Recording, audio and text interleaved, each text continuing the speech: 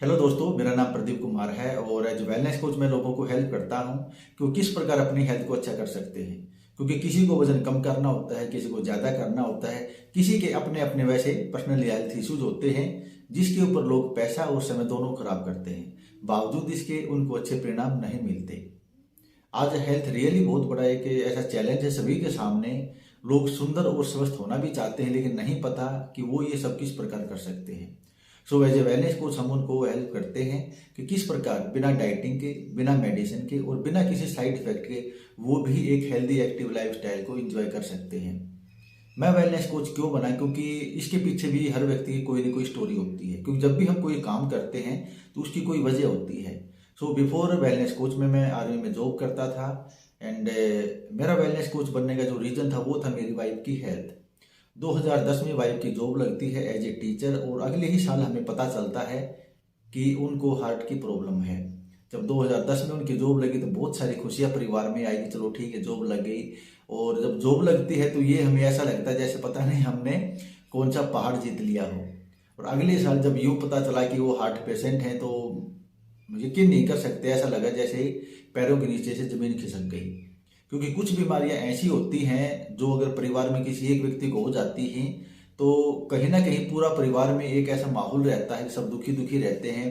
क्योंकि हमें यूं लगता है कि पता नहीं ये व्यक्ति कब तक सरवाइव कर पाएगा। तो 2011 में जब हमें हमें पता चला कि वो हार्ट पेशेंट हैं तो उनके ट्रीटमेंट के लिए हमने बहुत सारी मेडिसिन दवाइयों का इस्तेमाल किया। जहाँ भी जिसने जो भी डॉक्टर हमें बताया वहाँ पे हम उनको लेके गए, लेकिन उनकी हेल्थ में कोई खास फायदा नहीं हो रहा था। तब अचानक एक व्यक्ति मुझे मिलता है जिसने ऐसा एक बटन लगाया हुआ था कि वजन घटाएं बढ़ाएं पूछिए कैसे। मैंने उससे सिर्फ ऐसे नॉर्मली पूछ लिया था कि आपने ये क्या लगा रखा है, इससे कुछ होता है क्या। क्योंकि जब हम किसी से कुछ पूछते हैं ना कहीं हमें उसकी ज़रूरत होती है, लेकिन हम खुल के सामने नहीं आते। जब उन्होंने बताया कि हम खाने पीने की आदतों में बदलाव करके और न्यूट्रिशन की मदद से लोगों को एक हेल्दी एक्टिव लाइफ स्टाइल को एंजॉय करवाने में हेल्प करते हैं। क्योंकि हमारे पास कोई ऑप्शन नहीं था तो इसलिए हमने न्यूट्रिशन को ट्राई करने की सोची। और सच बताऊं तो पहले न्यूट्रिशन के ऊपर ट्रस्ट नहीं था। क्योंकि यही मानना है अक्सर बहुत सारे लोगों का कि बीमारियों के लिए डॉक्टर बने हैं। वेलनेस कोच का काम होता है, क्योंकि फिटनेस को हम सिर्फ जो फिजिकल वर्कआउट करते हैं उसी को फिटनेस कहते हैं। तो हमारे पास ऑप्शन नहीं था। जब शुरू में अधूरे मन से इस न्यूट्रिशन को यूज किया और जैसे जैसे इसका कंजम्पशन करते गए वैसे वैसे शरीर में परिणाम आते गए। और लगभग 4 से 6 महीने में वाइफ की पूरी जो मेडिसिन थी वो बंद हो गई और आज वो एक हेल्दी एक्टिव लाइफस्टाइल को एंजॉय कर पा रहे हैं। पहले जो औरत खुद भी अपने पर्सनल काम भी नहीं कर पाती थी, घर में सफाई नहीं कर पाती थी, बच्चों को देखभाल नहीं कर पाती थी और पूरा दिन कमजोरी रहती थी, काम करने को मन नहीं करता था, चिड़चिड़ापन रहता था। इवन वो मुझसे और बच्चों से अच्छे से बात भी नहीं करते थे, इतना वो चिड़चिड़ा हो चुके थे। क्योंकि जब हमें पता चलता है ना, या कभी हमें ये अनुमान होता है कि मैं थोड़े दिन तक ही जिंदा रहने वाला हूँ, तो कहीं ना कहीं इस प्रकार का व्यवहार हो जाना स्वाभाविक है। तो जब उनको अच्छे परिणाम आए तो उनकी हेल्थ को लेके मैं भी बहुत ज़्यादा टेंशन में रहता था। क्योंकि मैंने बताया कि मैं आर्मी में जॉब करता था, मैं गेम में अच्छा था एंड कोर्सेज अच्छे थे, फिजिकल फिटनेस अच्छी थी, इंटेलिजेंट थे, मैं भी अच्छे से अच्छा प्रमोशन जॉब में पा सकता था। लेकिन जैसे मैंने कहा कि एक व्यक्ति की सेहत अगर परिवार में खराब होती है तो उसका परिणाम ना सिर्फ उसके ऊपर पड़ता है बल्कि पूरे परिवार को उसके परिणाम भुगतने पड़ते हैं। क्योंकि वाइफ की हेल्थ अच्छी थी नहीं तो मुझे यूँ लगता था मुझे जल्दी घर पे जाके सबकी टेक केयर करनी पड़ेगी। सो मैंने जॉब छोड़ने का डिसीजन लिया एंड 17 साल में आर्मी में करके फिर मैं जब घर पे आया तो उसको लेके मैं खुद बड़ा चिड़चिड़ा रहता था। क्योंकि मुझे दुख इस बात का भी था कि कहीं ना कहीं मुझे जॉब को छोड़ना पड़ा है और टेंशन इस बात की भी थी क्योंकि हमारी बहुत सारी प्रॉब्लम का सोल्यूशन पैसे से है और पैसे के लिए अक्सर लोगों का माइंड सेट है कि पैसा सिर्फ जॉब से ही आ सकता है। तो मुझे ये भी एक टेंशन रहती थी कि जॉब भी छोड़ दी, ऊपर से वाइफ की हेल्थ भी खराब है, अब करें क्या। तो मेरा जो रूटीन था वो भी बड़ा खराब था, चिड़चिड़ा में रहता था, गुस्सा आता था, फालतू मेरा लोगों से बात करने को मन नहीं करता था क्योंकि मुझे कहीं ना कहीं टेंशन बहुत रहती थी। तो जब मैंने इस न्यूट्रिशन को एज ए टेस्ट के तौर पे इस्तेमाल किया था, कभी पी लिया कभी नहीं पिया, धीरे धीरे करते करते मुझे जब ये टेस्ट ही लगा और जो मेरे इंटरनल हेल्थ इश्यूज थे ना, जैसे मैं खुश नहीं रहता था, हंसता कम था, लोगों से बात कम करता था, तो जो मेरे हैप्पी हार्मोन्स थे ना वो जब धीरे धीरे इंक्रीज होना शुरू हुए तो मेरी हेल्थ में जो चेंजेस आए तो वहाँ से मैंने रियलाइज किया कि क्यों ना एज ए वेलनेस कोच बन के मैं लोगों को हेल्प करूँ, क्योंकि आज हर परिवार के अंदर कम से कम 1 या 2 व्यक्ति ऐसे हैं जिनकी हेल्थ खराब है। तब मैंने यहाँ पे ये रियलाइज़ किया कि यहाँ पे हेल्थ का बहुत बड़ा स्कोप है और ये एक अच्छी जॉब है, अच्छी ड्यूटी है, अच्छा एक बिजनेस है जो मैं करके लोगों को हेल्प कर सकता हूँ।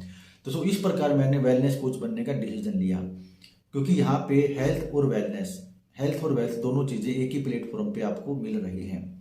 अब ये थी मेरी स्टोरी कि मैं वेलनेस कोच क्यों बना। अब जब मैं वेलनेस कोच बना तो यहाँ पे मैंने 2-3 साल काम किया, लेकिन 2-3 साल में मुझे कुछ यहाँ पे वीकनेसेस नज़र आई और उन पे मैंने काफ़ी काम किया। क्योंकि हर्बल लाइफ न्यूट्रिशन में फर्स्ट में 95% अगर मैं बात करूँ तो 95% लोग यहाँ पे सिर्फ और सिर्फ अपनी हेल्थ को लेके आते हैं, लेकिन जब उनकी हेल्थ में बदलाव आता है ना, उनके बॉडी ट्रांसफॉर्मेशन में चेंज आता है, तो लोग इस बात को नोटिस करते हैं और वहीं उनके पास एक अपॉर्चुनिटी क्रिएट होती है कि वो चाहें तो कुछ स्किल्स की मदद से वो लोगों को हेल्प करके यहाँ पे एक अच्छा बिजनेस सेटअप कर सकते हैं। और इसके लिए हमें ना तो अपने जो मौजूदा हम काम करते हैं वो छोड़ने की ज़रूरत पड़ती है, ना हमें कोई स्पेयर ज़्यादा अलग से टाइम निकालने की ज़रूरत पड़ती है, ना हमें यहाँ पे कोई बड़ा ऑफिस खोलने की ज़रूरत पड़ती है। ये काम हम अपने डेली रूटीन के काम के साथ में अच्छे से कर सकते हैं। लेकिन यहाँ पे मैंने कुछ चीज़ों को नोटिस किया कि अगर हम जब हमारी बॉडी में ट्रांसफॉर्मेशन आता है, हमारे रिजल्ट्स आते हैं, तो लोग अपने रिजल्ट को अच्छे से शेयर नहीं कर पाते।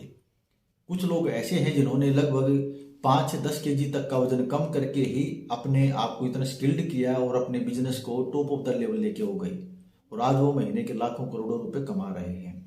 दूसरी साइड ऐसे व्यक्ति भी हैं जिन्होंने 40 से 50 केजी तक का उन्होंने वेट लॉस किया है, अच्छे रिजल्ट्स लिए हैं, लेकिन स्किल्स ना होने की वजह से वो अपने आप को मार्केट नहीं कर पाए, अपने आप को प्रेजेंट नहीं कर पाए और वो यहाँ से वॉश आउट हो गए, मतलब कि वो यहाँ से उनको जाना पड़ा।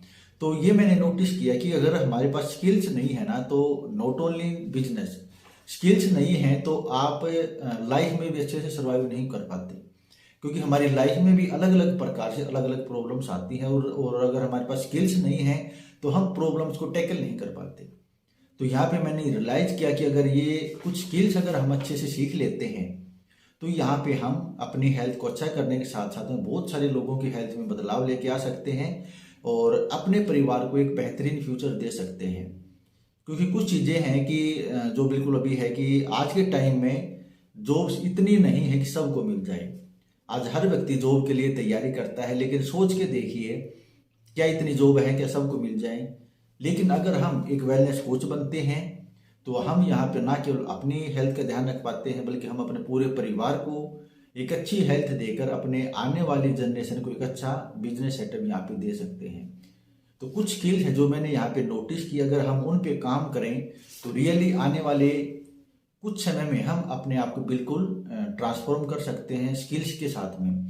और एक बार अगर हमने ये स्किल्स सीख ली तो उसके बाद मुझे नहीं लगता कि हमें यहाँ पे कुछ प्रॉब्लम्स आने वाली है। तो एक कोई भी कंज्यूमर होता है जो अपना मान के चलते हैं किसी को 15 से 20 केजी अगर वजन कम करना होता है तो उसको कम से कम भी 3 से 4 महीने का समय लगता है।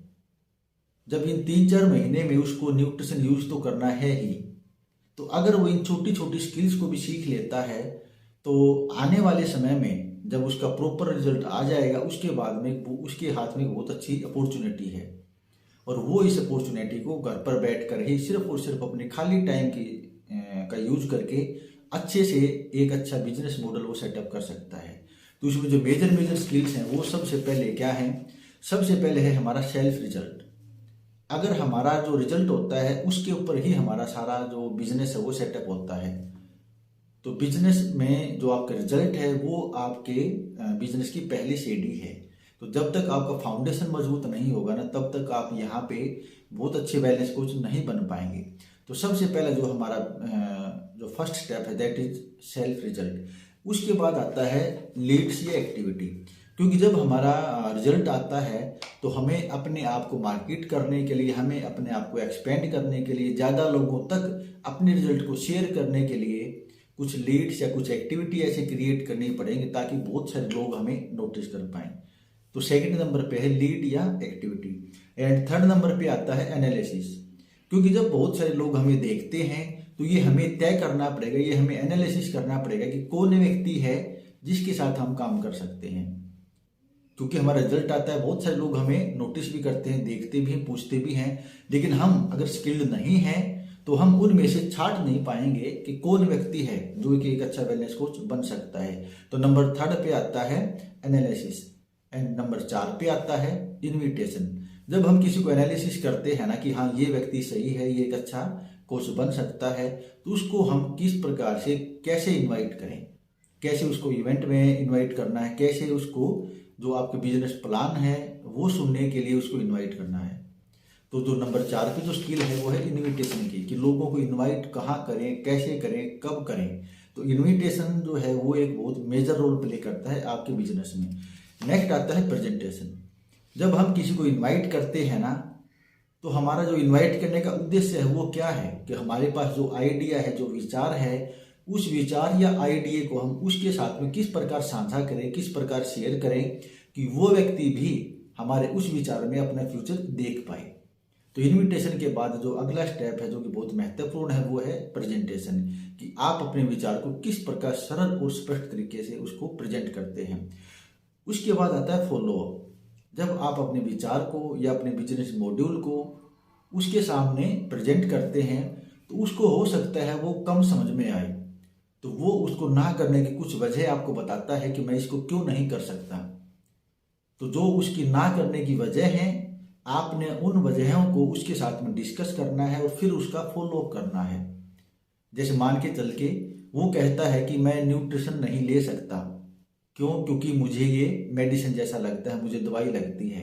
तो आपने उसकी इस ऑब्जेक्शन को किस प्रकार से हैंडल करना है कि उसको ये समझाना पड़ेगा कि ये मेडिसिन नहीं है, ये एक अच्छा खाना है।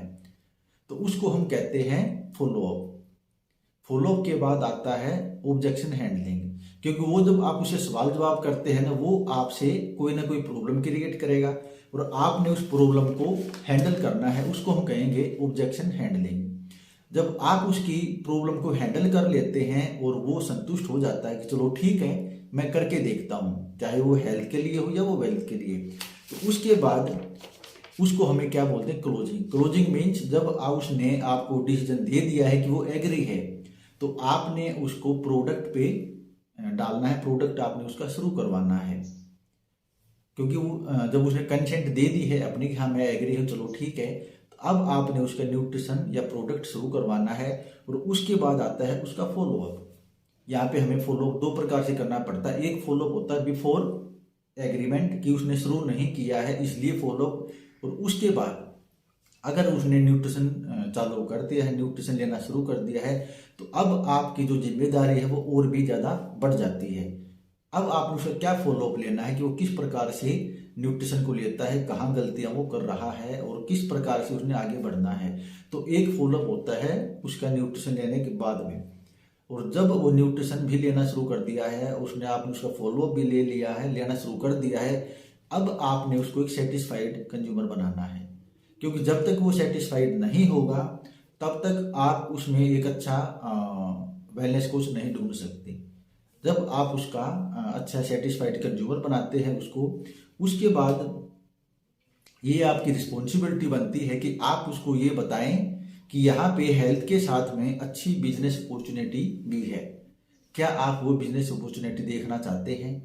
क्योंकि बहुत सारे लोगों को नहीं पता होता। वो शुरुआत में तभी मैंने कहा कि यहाँ पे 95% लोग अपनी हेल्थ को लेके आते हैं, लेकिन जब उनकी हेल्थ में बदलाव आता है, उनके जान पहचान के कुछ लोग उन्हें नोटिस करते हैं और उन्हें पूछते हैं, लेकिन जबकि मैंने बताया कि उनके पास स्किल नहीं होती, वो अपने आप को, अपने रिजल्ट को शेयर नहीं कर पाते और एक अच्छी बिजनेस अपॉर्चुनिटी उनके हाथ से निकल जाती है। तो यहाँ पे अगर वो कहता है कि मुझे वेलनेस कोच बनना है या नहीं बनना है, तो यहाँ पे जो फॉलोअप है ना वो है 3 नंबर का फॉलोअप। यहाँ पर एक बार फिर से हमें उसका फॉलोअप करना पड़ेगा। फॉलोअप का सिंपल सा मतलब है उसकी ना को हाँ में बदलना। यहाँ पे अगर वो कहता है कि मुझे कोच नहीं बनना, तो यहाँ पर भी आप उसको बता सकते हैं कि कोच बनने के लिए आपको अलग से कुछ नहीं करना है। और अगर वो कहता है कि मुझे हाँ कोच बनना है, तो आपने उसको कोई ना कोई, जब भी 1 या 2 महीने के अंदर कोई सक्सेस ट्रेनिंग सेमिनार होता है या जो भी इवेंट आपके आसपास होता है, तो वो इवेंट आपने उसको दिखाना है ताकि जो उसका विजन है वो वहाँ पे एक्सपेंड हो पाए। और उसके बाद जो लास्ट स्टेप है वो है डुप्लीकेट। अगर आप किसी कंज्यूमर को कोच में कन्वर्ट कर देते हैं और उसको आगे क्या करना पड़ेगा ये नहीं सिखाते हैं, तो फिर आपका जो बिजनेस है, जो आपका मिशन है making the world healthier and happier, वहाँ पे आप उसको एक अच्छा वेलनेस कोच नहीं बना पाएंगे। तो उसके बाद जो अगला स्टेप है एंड लास्ट स्टेप है दैट इज डुप्लीकेट। बहुत सारे लोग अपने कोचेज को डुप्लीकेट नहीं कर पाते और कुछ समय के पश्चात वो कोचेज बेचारे मेहनत करने के बावजूद कुछ दिनों तक संघर्ष करते करते एक दिन वो इस बहुत अच्छी मिशन से बाहर हो जाते हैं। तो ये जो कुछ मैंने स्किल्स यहाँ पे नोटिस की हैं जिनके ऊपर अगर हम काम करें, जिनको अगर हम सीख लेते हैं, तो नो डाउट बहुत कम समय में सिस्टमेटिकली तरीके से काम करते हुए हम बहुत सारे लोगों को एज ए वेलनेस कोच यहाँ पे ट्रेंड कर सकते हैं। और जो हमारा मिशन है making the world healthier and happier, उसको और भी ज़्यादा हम स्ट्रॉन्ग बना सकते हैं। तो ये मेरे कुछ पर्सनल थे जो मैंने यहाँ पे रियलाइज किया है पिछले तकरीबन 4 साल में। तो इनके ऊपर मैंने काफ़ी काम किया है और ये मेरी जो ट्रेनिंग सीरीज में भी शुरू करने जा रहा हूँ कि इस प्रकार से अगर हम अपने एक कंज्यूमर को ट्रेंड करेंगे तो बहुत कम समय में हम बहुत ज़्यादा लोगों की हेल्प कर पाएंगे। तो एक बार फिर से मैं रिवाइज करता हूँ कि जो मेरे ट्रेनिंग सीरीज का हिस्सा होंगे, सबसे पहला सेल्फ रिजल्ट, उसके बाद लीड या एक्टिविटी कि क्या करना है, उसके बाद आता है एनालिसिस। लीड या एक्टिविटी के बाद में एक चीज़ और है जो मैंने यहाँ पे मिस होगी, दैट इज लिस्ट मेकिंग। क्योंकि जब हम कुछ लीड्स बनाते हैं, एक्टिविटी करते हैं, कुछ लोग हमें नोटिस करते हैं, तो उन लोगों के हमने लिस्ट में नाम लिखने हैं, उसको हम कहेंगे लिस्ट मेकिंग। फर्स्ट है self result, lead activity, list making, analysis, invitation, presentation, follow up, objection handling, keep on the product या closing, and follow up, satisfied customer, show the opportunity, and last है duplication. तो इन सभी topics पे मैं काम करते हुए धीरे धीरे इस ट्रेनिंग सीरीज को बिल्ड कर रहा हूँ और आने वाले तकरीबन 4-5 दिन में आप लोगों के सामने ये सीरीज में जो ट्रेनिंग सीरीज है ये कंप्लीट हो जाएगी और आप लोग इसका बेनिफिट ले सकते हैं। So thank you very much watching this video. अगर आपको लगता है कि इस वीडियो में समाज को देने के लिए कुछ है, लोगों के लिए कुछ है, वेलनेस कोचेज को देने के लिए कुछ है, तो प्लीज़ आप इसको लाइक करें ना करें कोई बात नहीं, लेकिन शेयर जरूर करें। क्योंकि आज बहुत सारे कोचेज जो हैं कि वो ट्रेनिंग के अभाव में इस फील्ड से आउट हो जाते हैं। तो so this is my duty to helping more and more coaches that कि वो भी बहुत सारे लोगों को हेल्प कर पाए। So thank you very much, have a nice day, good day.